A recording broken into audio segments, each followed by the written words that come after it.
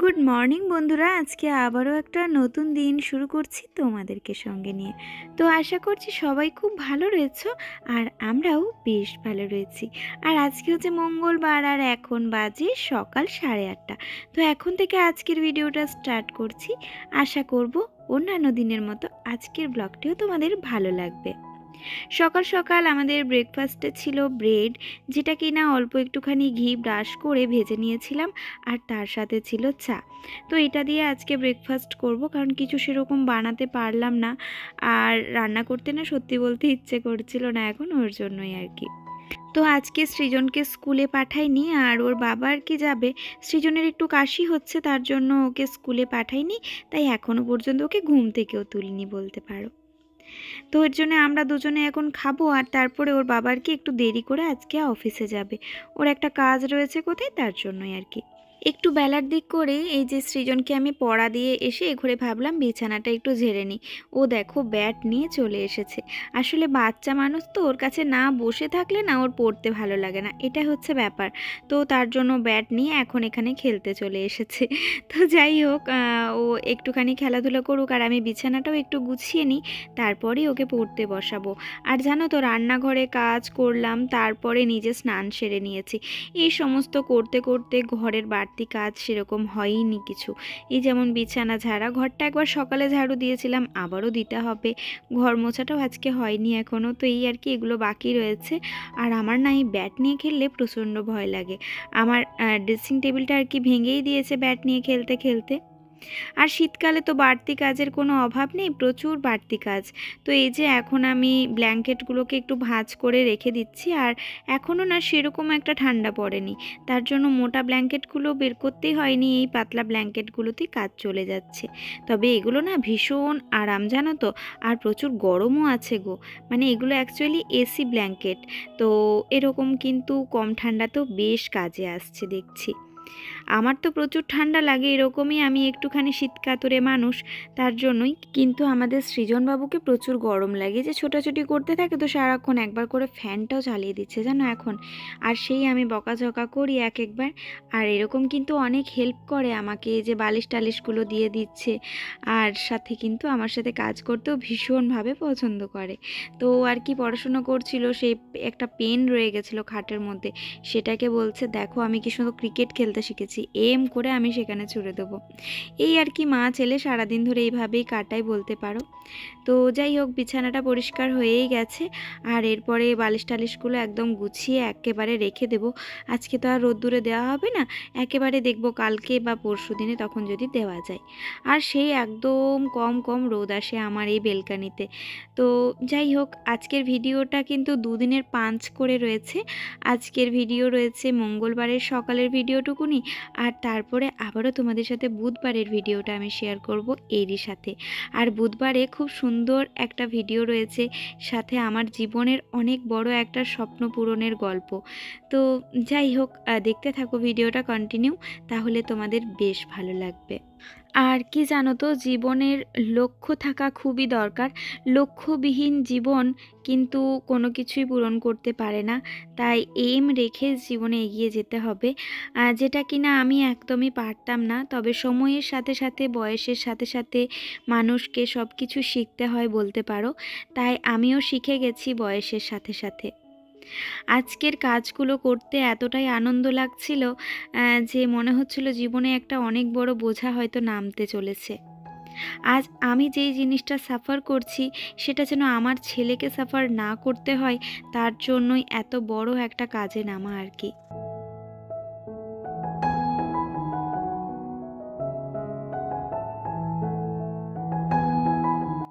জীবনে আমরা সবাই কিছু না কিছু করতে এসেছি, কিন্তু কখনো আমরা নিজেদের কর্ম ভুলে অন্য পথেই হাঁটি, তাই না? তো সেই পথটার থেকে মানুষকে ফিরিয়ে আনা, তারপর সেই মানুষটাকে দিয়ে সঠিক কর্ম করানো, এই সমস্ত কিছুর মধ্যে মানে একটা অন্য রকমেরই আনন্দ রয়েছে। আমি এই কথাগুলো বলছি, তোমরা হয়তো বুঝতে পারছো না, তবে কথাগুলো বলার যথেষ্ট যুক্তি রয়েছে। যেমন আমার হাজব্যান্ড আর কি, ও ছিল একদম অন্য মাইন্ডের একটা ছেলে। আমার যখন বিয়ে হয় তখন বলতে পারো 90% জিনিসই আমাদের অ্যাডজাস্ট হতো না। তো সেই মানুষটাকে জীবনে একটা অন্য রকমেরই উপলব্ধি এনে দেওয়া, তো এটা একটা তো বিশাল ব্যাপার। মানে আমার হাসব্যান্ড কখনো প্রথমত ভাবেনি ও গ্রামে ছিল। তো সেই জায়গা থেকেও কখনোই ভাবেনি যে বেরিয়ে এসে আমি বাইরে ঘর করব বা বাইরে থাকবো। তো সে জায়গা থেকে তাকে রাজি করানো, তাকে বাইরে আনা, সেটা একটা বিশাল বড় স্ট্রাগল। তো সেটার পরও এখানে এসেও সেরকম একটা ও সেভিংস করতে পারতো না। মানে ও একটু বেশি হাতখোলা আর কি। আর বিয়ের পরের থেকে আজও অবধি আমি আমার বরের কাছে যা চেয়েছি তাই পেয়েছি। কখনো ওর মুখে আমি না শুনিনি যে না আমার কাছে এই পয়সাটা নেই। আর সত্যি কথা বলতে বিয়ের পরে আমারও এতটা বোধ হয়নি যে পয়সা রাখতে হবে, বা এই যে ম্যাচুরিটি ব্যাপারটা অ্যাকচুয়ালি আসেনি। কারণ বয়সটা তখন খুবই স্বল্প, সেই সবে ১৯ বছর বয়স। তারপর আস্তে আস্তে সৃজন হয়, অনেক ঘাত প্রতিঘাতের মধ্য দিয়ে যাই আর কি আমরা। তো সেই কঠিন পরিস্থিতি আমাকে অনেক কিছু জীবনে শিখিয়ে দেয়। আর আমি তখন বুঝতে পারি না জীবনে কিছু করা দরকার। তবে সবসময় আমি আমার বাবা-মাকে পাশে পেয়েছি, সবসময় পেয়েছি। তো আজকে বলতে পারো সেরকমই একটা খুশির দিন তাই আসতে চলেছে হয়তো আমার জীবনে। নয়তো আমি ভবিষ্যতে যে কিছু করতে পারবো এটা কখনো ভাবিনি। তো যাই হোক, সেই মানুষটাকে বাইরে আনা, রাজি করানো, দেন তাকে সেভিংস করতে শেখানো। তোমরা বিশ্বাস করবে না, বললে একটা সেভিংসের ব্যাংকে অ্যাকাউন্ট খোলাতে আমার হাসব্যান্ডকে আমি কমসে কম ৬ মাস ধরে বলেছি, তবে সে গিয়ে আলাদা করে একটা সেভিংস অ্যাকাউন্ট খুলেছে। এইরকমও দিন গেছে। মানে কী যে গেছে বিয়ের পরের থেকে, সমস্ত কিছু ডিটেলে বলতে গেলে বোধহয় একটা বইই লেখা হয়ে যাবে। তো সেই মানুষটাকে একদমই পরিবর্তন করতে পেরেছি। আজকে সেই মানুষটা নিজের ভালো মন্দটা বুঝতে শিখেছে। আজকে আর আমাকে তার ভালো মন্দটা বলে বোঝাতে হয় না। তো এটা তো একটা বিশাল পাওয়া, তাই না? আর একটা হাসব্যান্ড ওয়াইফের মধ্যে এই বন্ডিংটা থাকা ভীষণ জরুরি, যে আমি কি বলতে চাইছি আমার মুখ দেখে সে বুঝে যাবে, বা আমাদের সংসারটা কিসের সুখের হবে, তো সেটা আর কি দুজনেই বুঝতে পারবো, বা সেরকম কর্মগুলো করা। এটা খুব সহজ ব্যাপার নয়। আর বেশিরভাগ মানুষেরই হয় কি না, বিয়ের পরে যে আমার হাসব্যান্ড আমাকে কিছু দিচ্ছে না, আমার হাসব্যান্ড আমাকে কিছু করছে না, এই যে একটা ব্যাপার চলে আসে, আর সাথে ফ্যামিলিগত একটা ব্যাপারও রয়ে যায়। তো এটা আমার কখনো ছিল না। আমি সব সময় চেয়েছি সবাইকে নিয়ে চলতে। আর তাই বলতে পারো সবার আশীর্বাদে আজকে আমার এই দিন। তো বাড়িতে আসবে বেশ কিছু গেস্ট, তাই বাড়িটা একটু গুছিয়ে নিলাম। গেস্ট বলতে আমার মা আসছে, আমার জেঠিমা, আমার বাবা, আর এদিক থেকে আসছে আমার শাশুড়ি মা আর আমার বড় ননদ। তো এই আর কি, আমার বাড়িতে না সেরকম বড় হাঁড়ি রয়েছে জানো, কিন্তু ডিভান্ডের মধ্যে। আজকে তো ডিভান্ড খোলা একদম অসম্ভব, কারণ বাড়িতেও কাজ, বাইরেও কাজ। বাইরের কাজের সামাল দিচ্ছে আমার বর, আর বাড়ির কাজের সামাল দিচ্ছি আমি। কারণ এটা দুজনেরই জীবনের একটা হতে পারে টার্নিং পয়েন্ট, বলতে পারো বিশাল একটা অ্যাচিভমেন্ট, বা জীবনের সবথেকে বড় লক্ষ্য পূরণ হয়তো হবে। তো যাই হোক, এদিকে আমি হাঁড়িটা তাই ধুয়ে নিলাম। ২টো হাঁড়িতে ভাত করতে হবে। কালকের থেকে অনেক কিছু জল্পনা কল্পনা করছিলাম যে লুচি হবে কি অন্য কিছু হবে, এরকম একটা আর কি। তো যাই হোক, তারপর আল্টিমেট ডিসিশনে আসা গেল। আমার মা ফোন করেছিল, মা সমস্ত রান্নাবান্না ওখানে করে নিয়েছে জানো।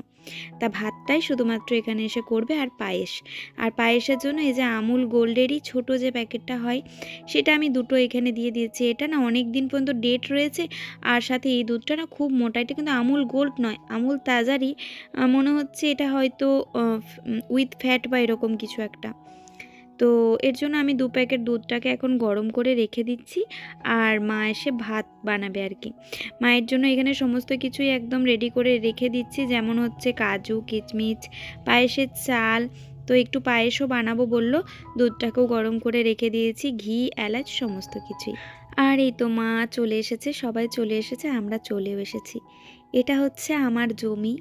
আমি খুব কষ্ট করে আমার জীবনের সমস্তটুকু দিয়ে এই জমিটা করেছি। তখন সেই কোভিডের সময়টা আর কি। আর আমরা মরিয়া হয়ে চারিদিকে জমি খুঁজে বেড়াচ্ছি।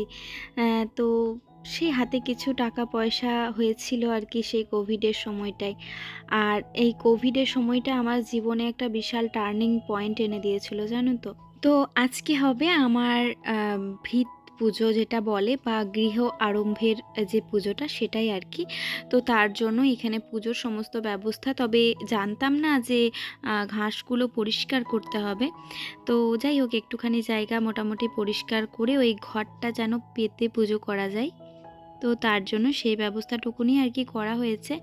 আর জেঠুমা না আলপনাটা পর্যন্ত বেটে এনেছিল, সাথে সমস্ত কিছু ব্যবস্থা মা জেঠিমা মিলে করে এনেছে বাড়ির থেকে। তো এটাই আর কি, আমি পুজোর কোনো রেডি করতে পারিনি কালকে পর্যন্ত, একটু অসুবিধাই ছিল আমার। আর জানতামও না সত্যি কথা বলতে, আমার মা ছাড়া আমি অন্ধ, আমার মা ছাড়া আমি কিছুই বুঝি না। আজও পর্যন্ত আমার জমি হয়েছে, আমার জমি পছন্দ সবটাই আমার বাবা। তো বাবা মা জীবনে একটা অন্যতমই ভূমিকা রাখে। আজও আমি মাকে ছাড়া কিছুই বুঝতে পারি না, আমি মাকে ছাড়া কিছু করতে পারি না একা একা।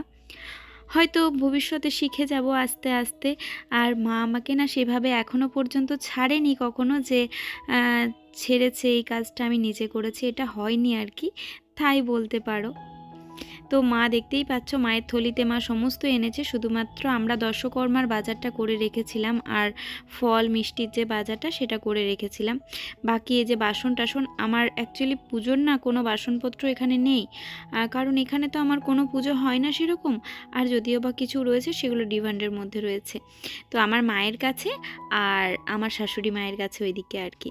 শাশুড়ি মাকে বললে উনি হয়তো এতটা গুছিয়ে আনতে পারবেন না, সবটাই বলতে হবে। আর মা কি বলো তো, নিজে নিজে আর কি সমস্ত নিয়ে এসেছে, আমি তো নিজেও জানি না যে কি কি লাগবে বা কি কি না। তো যাই হোক, এই এমনকি ভুজির চালটা পর্যন্ত মা নিয়ে এসেছে ওখান থেকে। আর এই যে আমার জেঠুমাও আম পল্লব আলপনাটা বেটে এনেছে সেখান থেকে, বেলপাতা দূর্বা সমস্ত কিছু জেঠুমা তুলে এনেছে। তো এই আর কি, মা জেঠিমারা একটু অন্যরকমেরই হয়। আমি ভাবলাম যে আমার এই জায়গাটা যখন কিনেছিলাম তখন আমার ইউটিউবে এই চ্যানেলটা ছিল না, তো যেই চ্যানেলটা ছিল সেখানে ভিডিওটা রয়েছে, সেটা না হয় আর নাই বললাম। যাই হোক, আমার যখন একটা ইউটিউবে চ্যানেল হয়েছে এবং সেটা একটা জায়গায় পৌঁছেছে, তখন আমি চাই আমার এইখানে সমস্ত কিছু থাক।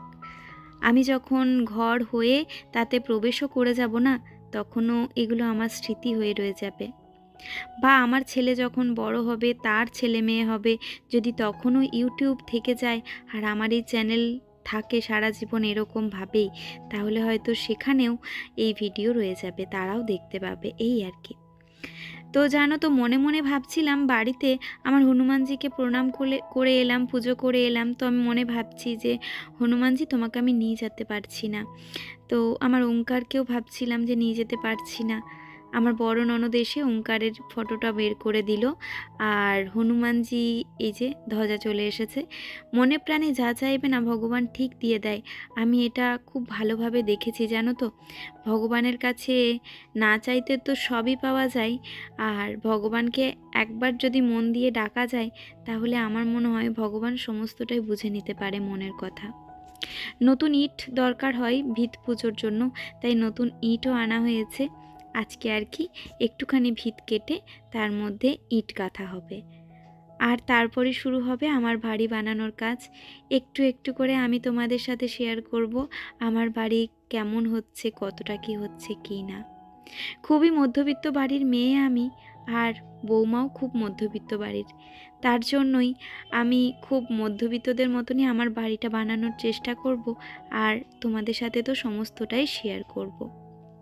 আমার শাশুড়ি মা বড় ননদ এসেছেন, শাশুড়ি মা না কাঁচা দুধ নিয়ে এসেছেন ওখান থেকে। হনুমানজি থাক, আমার জায়গাটার কিছুদিন দেখভাল করুক।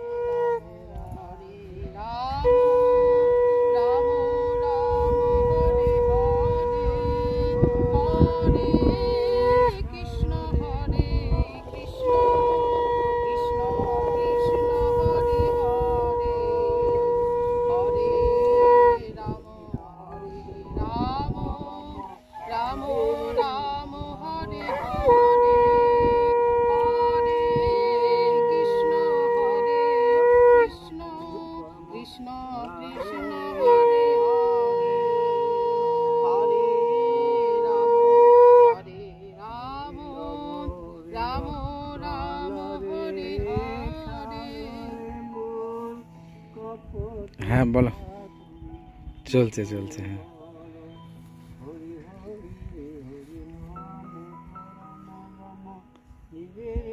আচ্ছা,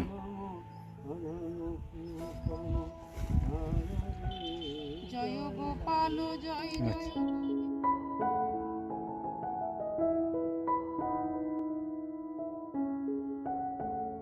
হলো। তো যাই হোক, তোমাদের কেমন লাগলো এখনো পর্যন্ত ভিডিওটা অবশ্যই জানিও। আমি ভিডিওটা দেখছি, আমার যতটা আনন্দ হচ্ছে ততটাই কান্না পাচ্ছে। তো যাই হোক, আনন্দের কান্না, অন্য কিছু না। বেশ ভালো লাগছে, নিজের একটা জিনিস তো অন্যই, তাই না? তো এই যে সবাইকে প্রসাদ দেওয়া হচ্ছে, আর আশেপাশে কিছু মিস্ত্রি কাজ করছে বাড়িতে, তো তাদের জন্য এই যে প্রসাদ রেডি করছি। সাথে আমাদেরও এই যে সবাইকে প্রসাদ দিয়েছি। কিছু মানুষকে প্রসাদ দিতে পারলে মনে হয় আমার পুজো করাটা সার্থক। বাড়িতে এসে তোমাদেরকে একটু খাবারগুলো দেখিয়ে দিই। এই দুটো আমরা হোটেল থেকে অর্ডার দিয়েছিলাম, নিরামিষ একটা হোটেল রয়েছে, ছোলার ডাল আর একটা মিক্স ভেজ। মা এনেছিল পোস্ত, মুগের ডাল, চাটনি, আর এখানে এসে পাঁপড় ভাজা হয়েছিল, বেগুনি হয়েছিল, সমস্ত কিছু, ভাত পায়েস, কিছুই বাদ থাকেনি আর কি। তো তোমাদের সাথে যতটুকুনি পারলাম খাবার টাইমটা শেয়ার করলাম। বুঝতেই পারো, ছোট ঘর তো, শাশুড়ি মা ননদ চলে গেছে, এখন জেঠিমা মারাও সবাই চলে যাচ্ছে আর কি। তো গুড ইভিনিং ফ্রেন্ডস, সবাই চলে গেছে, ঘরটা বেশ ফাঁকা লাগছে, ভালো লাগছে না।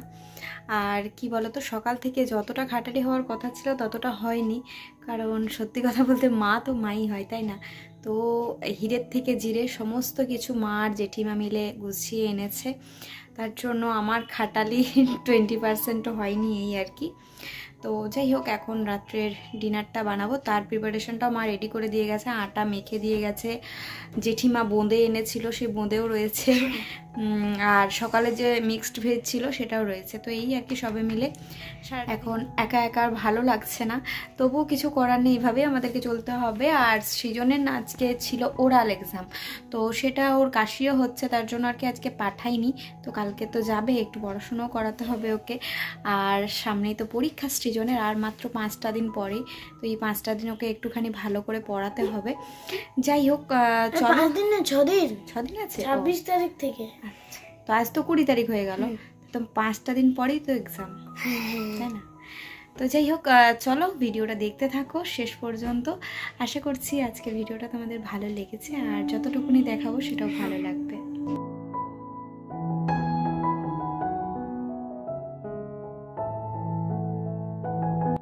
মা রাত্রের খাবারের ব্যবস্থা পর্যন্ত করে দিয়ে গেছে, একদম আটাটা মেখে দিয়ে গেছিলো, আমি জাস্ট লুচিটা ভাজবো আর দেবো। আজকে আর রান্না বান্না করতে হয়নি, তো সকাল থেকে রাত্রে পুরো মায়ের হোটেলেই খেলাম বলতে পারো। তো যাই হোক, ভিডিওটা তোমাদের কেমন লাগলো বন্ধুরা অবশ্যই কমেন্ট করে জানিও। যদি ভিডিওটা তোমাদের ভালো লেগে থাকে তাহলে আমাকে তাও কমেন্ট করো, শেয়ার করো তোমাদের কাছের মানুষদের সাথে, আর সাথে ভগবানের কাছে প্রার্থনা করো যেন আমি খুব ভালোভাবে কাজটাকে এগিয়ে নিয়ে যেতে পারি। একটা এত বড় কাজে নামলে মাথায় প্রচুর চিন্তা থাকে, সাথে সবার শরীর ভালো থাকতে হবে, সবাইকে ভালো থাকতে হবে, সাথে এত বড় একটা কাজ, বুঝতেই পারছো। তো আমি তো একটু টেনশনেই রয়েছি, আশা করি ভগবানের উপরে ছেড়ে দিলে সমস্ত কিছু খুব ভালোভাবে এগিয়ে নিয়ে যেতে পারবো। তোমরাও একটু ভগবানকে ডেকো যেন আমার কাজ ঠিকঠাকভাবেই মেটে এবং তোমাদের সাথেও আমি শেয়ার করতে পারি আমার স্বপ্নের বাড়ি। তো যাই হোক, চলো আজকে রাত্রের ডিনারটা আমরা কমপ্লিট করে নিই। আজকের ডিনারে ছিল লুচি, মিষ্টি, বোঁদে আর মিক্সড ভেজ। তাহলে বন্ধুরা এখানেই বিদায় নিলাম, দেখা হবে আবারও কালকে নতুন একটি ভিডিওর সাথে। ততক্ষণে সবাই খুব ভালো থেকো, সুস্থ থেকো, সাবধানে থেকো, টাটা।